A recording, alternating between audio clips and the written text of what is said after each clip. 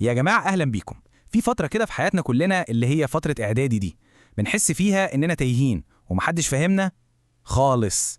فالنهاردة خلونا نتكلم بصراحة ومن الآخر في الموضوع ده. سؤال بجد بيجي في بالنا كلنا، صح؟ اللي هو كل ما نحاول نقول رأينا أو نتكلم نحس بنظرة اللي هو يا حبيبي اسكت أنت لسه صغير. إحساس مش حلو خالص، وبيحسسنا إننا ملناش لازمة. ودي بقى الحيرة الأكبر. في يوم يعملونا كأننا خلاص بقى كبار ومسؤولين عن كل حاجة في الدنيا، وتاني يوم بالظبط يقولوا لنا لا اسمع الكلام انت لسه ما تعرفش مصلحتك. طب يا جماعة رصونا على بر، احنا ايه بالظبط؟ بنبقى حاسين اننا واقفين في النص، مش عارفين نرجع ولا عارفين نطلع قدام. ودي يمكن أكتر حاجة بتعصب وتخنق. يعني مجرد إن الواحد بيحاول يشرح وجهة نظره أو حتى يسأل ليه، بتترجم فوراً على إنها قلة أدب أو بترد. ففي الآخر بنعمل إيه؟ يا بنسكت خالص ونكبت جوانا، يا إما صوتنا بيعلى وبتتحول لخناقة. طب فين الحل؟ طيب بصوا بقى المفاجأة هنا. الحقيقة إن المشكلة مش فينا خالص ولا فيهم. الموضوع كله له تفسير بسيط قوي ومريح جدا. الموضوع كله إن مخنا حرفيا لسه في مرحلة تحت الإنشاء، زي ما يكونوا بيبنوا عمارة ولسه مشطبهاش. يعني الرغبة الجامدة اللي جوانا دي في إننا نناقش ونسأل ليه واشمعنى ونختار كل حاجة بنفسنا، دي مش تمرد على فكرة. دي علامة صحية جدا على إن عقلنا بيكبر وبيتطور، ده الطبيعي.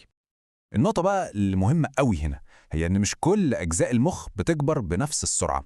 يعني الجزء المسؤول عن الكلام والمشاعر بيكون سابق وشغال بأقصى سرعة، عشان كده بنعرف نتكلم كويس قوي ونحس بمشاعر قوية جدا. لكن الجزء التاني بتاع اتخاذ القرارات وحل المشاكل والتفكير المنطقي ده لسه بيتعلم وبياخد وقته على مهله. الجزء ده اللي اسمه الفص الجبهي، ده عامل زي المدير التنفيذي بتاع المخ. هو الكابتن، هو اللي بيخلينا نفكر في عواقب أفعالنا وناخد قرارات عقلانية. والجزء ده بالذات هو آخر حتة بتخلص تشطيب في مخنا. يعني لما نسمع الجملة المستفزة دي، هتفهم لما تكبر بدل ما نتضايق ممكن نفتكر إنها مش تقليل مننا خالص، دي حقيقة علمية بحتة. فالمرة الجاية لما نسمعها ممكن نبتسم كده من جوانا لأننا خلاص بقينا فاهمين اللعبة. الموضوع مش إننا أقل، الموضوع إن مخنا لسه في مرحلة تكوين. طيب اسمحوا لي أحكي لكم عن نفسي شوية، لأني مريت بنفس الفترة دي بالظبط وحاسس كويس قوي بكل كلمة بنقولها دلوقتي. الفترة دي بالذات، الواحد بيبقى بيدور على نفسه، بيحاول يفهم هو مين، وبيكون حساس قوي لأي كلمة بتتقاله. هي فعلا مرحلة محورية وصعبة. أنا مش بقول الكلام ده عشان أخوفكم، لا خالص. أنا بشارككم بحاجة شخصية جدا عشان أقول لكم إن الإحساس ده مش غريب. لو في حد دلوقتي حاسس إنه في نفق ضلمة، ده مش معناه إن دي النهاية. أنا كنت هناك وحسيت إن النفق ده ملوش آخر، لكن صدقوني في نور في آخر النفق ده. في السن ده أي قرار صغير أو أي غلطة بنعملها للأسف ممكن تسيب أثر يكمل معانا سنين طويلة. عشان كده هي فترة خطيرة ومحتاجة مننا وعي وحذر. أنا نفسي خسرت حاجات كتير بسبب قرارات أخدتها وأنا في السن ده. طيب إيه الحل؟ الحل كله بيتلخص في فكرة واحدة بسيطة قوي، لكنها بتغير كل حاجة. الفكرة هي إننا ما نمشيش الطريق ده لوحدنا أبداً. واستنوا، أنا عارف دماغكم هتروح فين. أنا مش قصدي إن حد يسيطر عليكم أو يفرض رأيه، واللي عايز يعمل حاجة هيعملها، إحنا عارفين. الفكرة هنا مش سيطرة، الفكرة هي مشاركة. في الآخر خالص القرار هيكون قراركم أنتوا. الموضوع بسيط قوي، مش محتاجين جيش من الناس، احنا محتاجين شخص واحد بس، شخص واحد نحس معاه بالأمان ونقدر نتكلم بمنتهى الصراحة من غير خوف، ويكون صوت تاني حكيم جنب صوت دماغنا اللي لسه بتتعلم.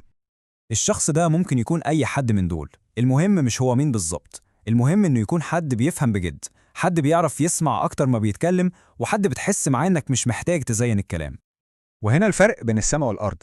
إحنا مش محتاجين نصايح جاهزة زي اعمل وما تعملش، كلنا عارفين الكلام ده. إحنا محتاجين حوار، محتاجين حد يناقشنا بهدوء في اللي ممكن يحصل، ويفهم إحنا ليه بنفكر كده أصلا، ويوصل معانا للحل سوا.